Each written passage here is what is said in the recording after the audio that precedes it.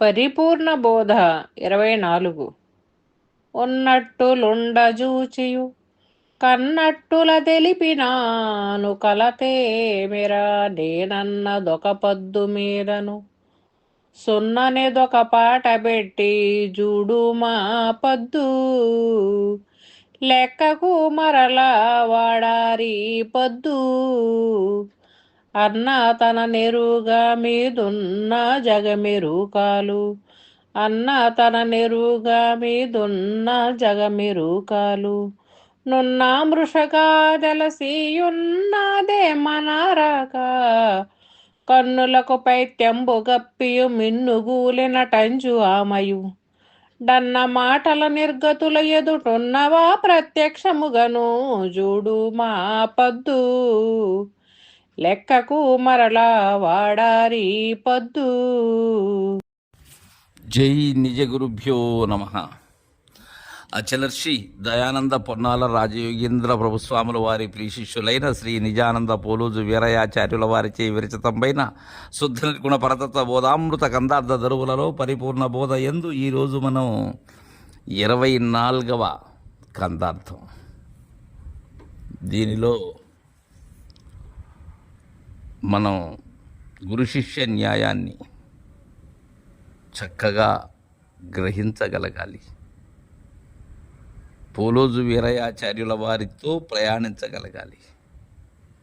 ఎక్కడ తప్పినా మొదలకే వస్తుంది మళ్ళా. కావున జాగరూకతతో విను శిష్య. ఎలా అంటే ఉన్నట్టులుండజూచియు, ఏది ఉన్నట్టులుండ చూడాలి, ఉన్నది ఉన్నట్టుగా ఉండ చూడాలి. ఇక్కడే మాయతెర కమ్ముతున్నది మనల్ని. ఆ మాయతెర తొలగించే వారే గురువులు. ఉన్నది ఉన్నట్లుగా కానరావట్లేదు. కారణం ఏంటి? ఉన్నదానికి ఉన్నట్టు కానరాకపోయేందుకు కారణం నేననే అడ్డు తెర. కావున ఉన్నది ఉన్నట్లుగా కానరావటం లేదు. అలా చూసేటువంటి చూపే గురువు యొక్క అనుగ్రహం. అలా చూసి మద్గురుదేవులైనటువంటి పొన్నాల రాజయోగేంద్ర ప్రభుస్వాముల వారి కరుణతో కన్నట్టుల తెలిపినాను కలతేమిరా. నేను ఏ విధంగా అయితే మద్గురుదేవుల ద్వారా దానిని కన్నానో, కంటున్న దాన్ని కని అది నేనని, నేను లేని దానిని కని నేను లేకపోయాను. ఇక కలతెందుకు? కల ఎందుకు? కల మేల్కొన్న పిమ్మట కల ఎక్కడ ఉన్నది? కల మేల్కొన్న పిమ్మట కలత ఎక్కడ ఉన్నది? కల ఉన్నంతసేపు కలత ఉన్నది, సంకోచము ఉన్నది. కలతేమిరా నేనన్నదొక పద్దు మీదను సున్ననే దొక బాట పెట్టి చూడు మా పద్దు. సున్ననే దొక పాట పెట్టి చూడు మా పద్దు అంటున్నారు. నేనన్నదొక పద్దు మీదను అంటే ఈ నేను అంటున్నది పద్దు మీదను అంటున్నారు. ఈ కందార్థంలో ఈ పద్దు అనేది పోలోజు వీరాచార్యులు కొన్ని సందర్భాల్లో వాడారు. అయితే ఎక్కడ ఎలా వాడారు అనేది మనం జాగరూకతతో గమనించాలి. నేనన్నదొక పద్దు మీదను. ఏ పద్దు? ఈ పద్దు ఏంటంటే, పద్దు అంటే మామూలుగా లెక్క అని ఒక భావన. కానీ ఇక్కడ వాడుతున్నది పద్దు అది కాదు. పద్దు అంటే ఇక్కడ హద్దు. నేనన్నదొక హద్దు మీదను. ఇది హద్దులో ఉన్నప్పుడు నేను ఇది. సున్ననేదొక పాట పెట్టి జూడు మా పద్దు. సున్ననేదొక పాట పెట్టి. సున్నా అంటే ఏంటి? శూన్యమైనటువంటిది. ఎలా పెట్టాలి? అది పాట పెట్టాలి. పాట పెట్టంటే ఏంటి? తర్వాత పెట్టాలి. ఏ తర్వాత పెట్టాలి? అంతకు మునుపు ఎక్కడ ఉన్నది? సున్నకు కుడివైపున ఉన్నది. అంటే ఒకటికి ఈ సున్నా కుడివైపున ఉన్నది. ఇప్పుడు ఎక్కడ పెట్టాలి? ఏ విధముగా పెట్టాలి? ఎడమవైపు పెట్టాలి. పెట్టినప్పుడు ఏమవుతుంది? ఆ హద్దులో ఉన్న పద్దు, ఆ లెక్క ఏమవుతుంది? ఉళ్ళక్కవుతుంది, లేనిదవుతుంది. అంతకుమునుపు 10గా 100గా 1000గా 1,00,000గా కోటిగా మార్పు చెందుతూ అనేకముగా అవుతున్నటువంటి ఆ ఏకమైనటువంటి ఒకటే అయిన నేను ఎప్పుడైతే ఇవ్వాల పాట పెట్టామో, ఆ విధానాన్ని పెట్టామో, సున్నని పెట్టామో, లెక్క ఏమవుతుంది? ఉళ్ళెక్క అవుతుంది. అంటే నేను లేనిదవుతుంది. అక్కడ శబ్దం ఏమైపోయినది? లేనిదవుతుంది. అంతకు మునుపు ఒకటికి ఇవ్వల పెట్టినప్పుడు మాట ఉన్నది, అవ్వల పెట్టినప్పుడు పలుకే లేదు. చూడు మా పద్దు, ఇక్కడ మళ్ళా అంటున్నాడు చూడుము ఆ పొద్దు అంటున్నారు. ఏ పొద్దు అది? అదే అచలం. అక్కడ పొద్దు అన్నది అచలం.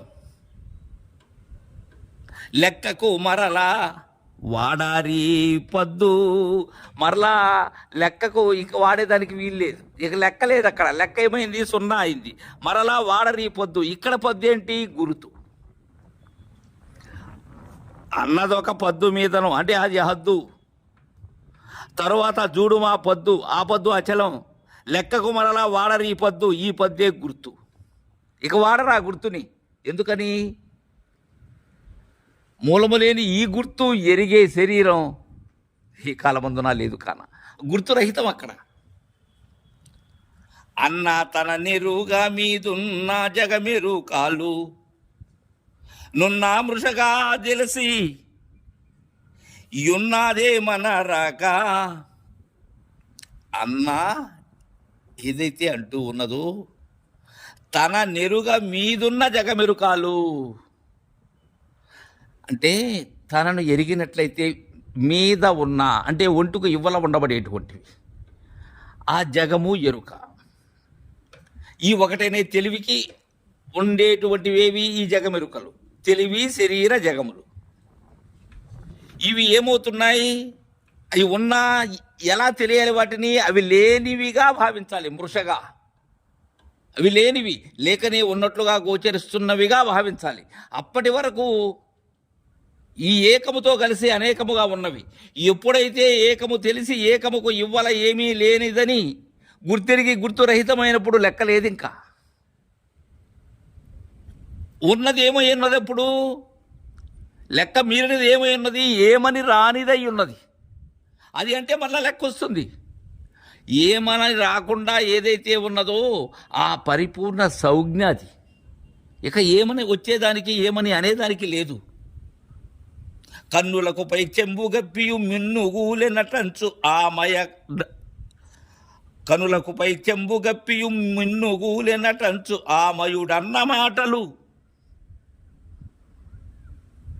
ఏమయ్యాయి? నిర్గతుల ఎదుటున్న నా ప్రత్యక్షముగను. నిర్గతుల ఎదుటున్నవా ప్రత్యక్షముగును. ఎక్కడున్నాయి? ప్రత్యక్షముగను. ఇక్కడ ఏంటంటే కన్నులకు పైచెంబు గప్పియు అంటున్నారు. అంటే కన్నులకు ఈ అంధకారమైనటువంటి అజ్ఞానం అనే తెర ఉన్నది.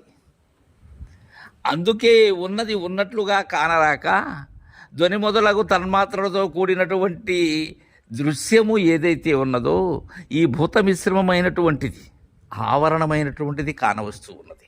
ఈ అనాత్మే గోచరిస్తూ ఉన్నది ఈ ఆత్మకు. దీని యొక్క ప్రతిబింబమే అది కావున. కారణం ఏంటి? పైత్యం. పైత్యం అంటే ఏంటి? పిచ్చి. ఉన్నది ఉన్నట్లుగా కానరాని పిచ్చి. అది గప్పి మిన్ను గూలె నటంచు. ఆకాశం కూలె నటంచు అంటే లేనిది అటంచు. అంటే పంచభూతాత్మకమైనటువంటిది లేదు. నేను అనే విధానం ఎవరికున్నది? ఆమయుడు అన్న మాటలు. ఆ మయుడు అంటే ఎవరు? మయుడు అంటే అసుర శిల్పి అయినటువంటి మయబ్రహ్మ గురించి కాదు ఇక్కడ. మాయావి, నేనే ఆ మాయావిని అన్న మాటలు. నిర్గతుల ఎదుటున్నవా ప్రత్యక్షముగను. నిర్గతులు, గతి లేనటువంటి వారు, ఆ శరీరులు, వారి ఎదుట ఉన్నవా అవి ప్రత్యక్షంగా. మయుడు అన్న మాటలు నిర్గతులైనటువంటి వారెవరైతే ఉన్నారో వారి ఎదుట ఎలా ఉన్నవి? లేవు. కారణం వారు కల మేల్కొన్నవారు, ఒంటుకు వెలుపల బిందువు అంటించిన వారు, లెక్క మీరిన వారు, ఎన్నుటకు శక్యము కానివారు. వారి ఎదుట ఉన్నవా ప్రత్యక్షముగను చూడుమా పద్దు. ఏ పద్దును చూడాలి? పరిపూర్ణాన్ని చూడాలి. లెక్కకు మరలా వాడారి పద్దు, మరలా వాడరి పొద్దు. ఏ పొద్దుని గురుతనే పొద్దుని ఇక వాడరు అని చక్కగా మనకు తెలియజేశారు. తర్వాత కందార్థాన్ని రేపు ముచ్చటించుకుందాం. జై గురుదేవా.